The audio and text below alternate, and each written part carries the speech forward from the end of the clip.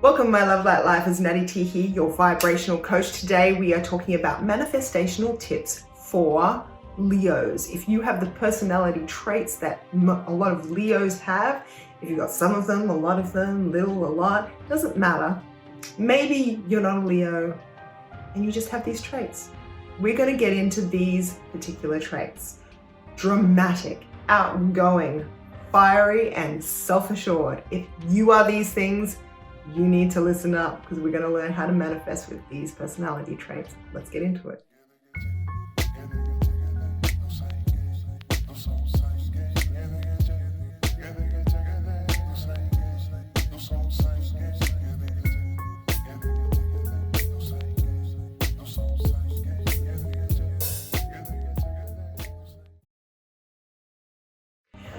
Welcome to my returning subscribers. Mwah!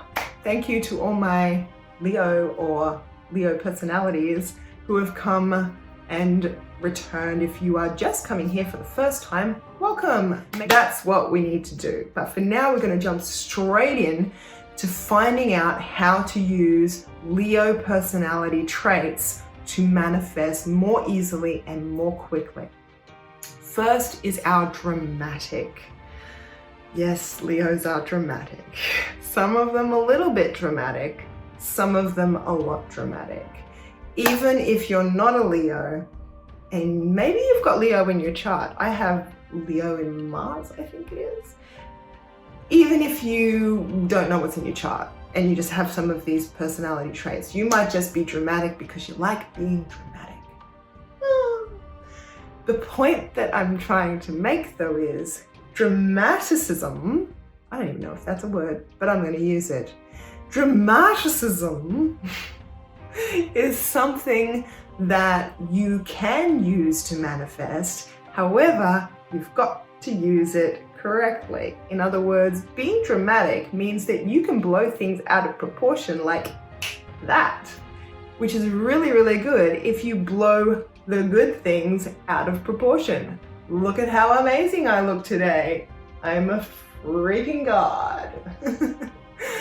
That is great. Why? Because even if you're not great looking, you feel great looking. And when you feel great looking, people tend to be drawn to you anyway.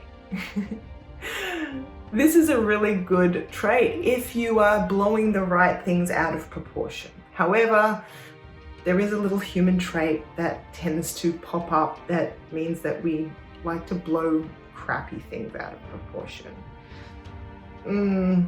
Not so good.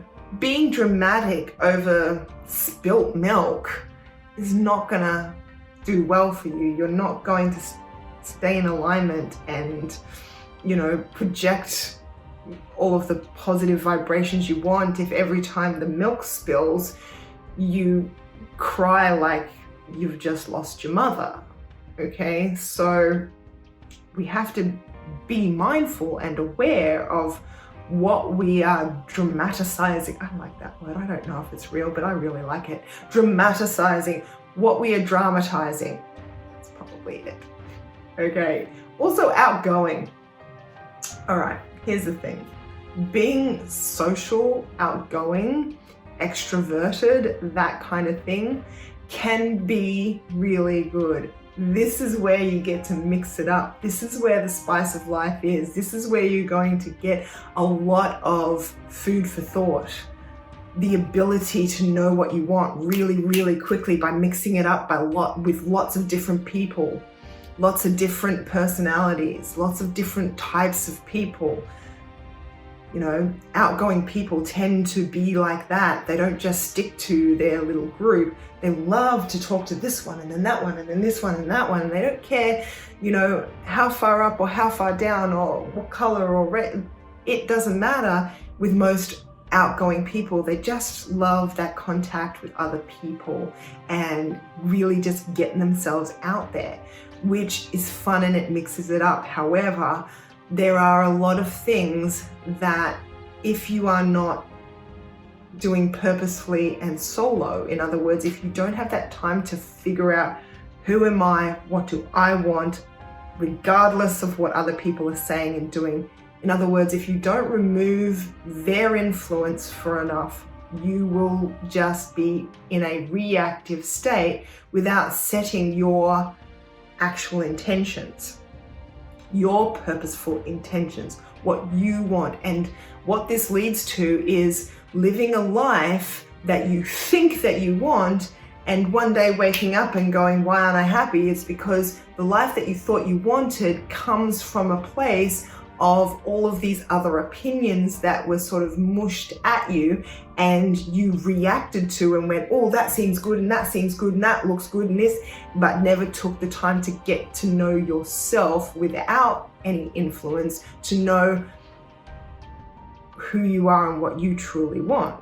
That's why sometimes we get stuff and go, now that I've got it, I've realized it's not what I want. This is not how I wanted my life to be. I worked really hard to make it this way, but now I've got it, I don't really like it.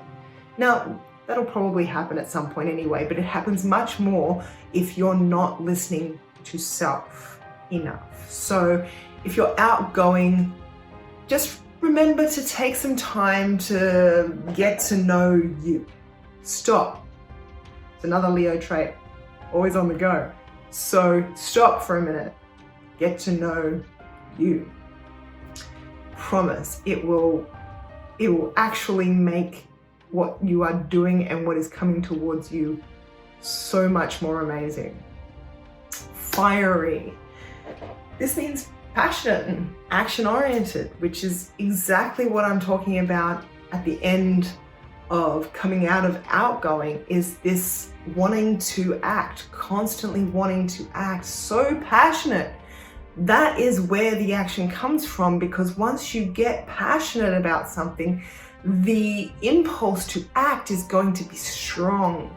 And if you are a passionate, fiery person, you're going to want to act. And we went through this with Aries being another fire sign, because fire signs are action signs. They like to do stuff. So again, like I said to Aries, and I'm going to say to Leo, acting, the actions, being able to put massive action out there is one of the most, it's an amazing trait. Not everyone can just take massive action. However, it's got to be coupled with an ability to stop and assess what you want, where you want to go, who you want to be, and all of those things about who you are first, and then take as much massive action as you want. Once you've got your intent in mind, where you want to, not just where you want to go, how you want to feel, what kind of things you want in your life, what kind of people you want in your life, how you want to be responded to.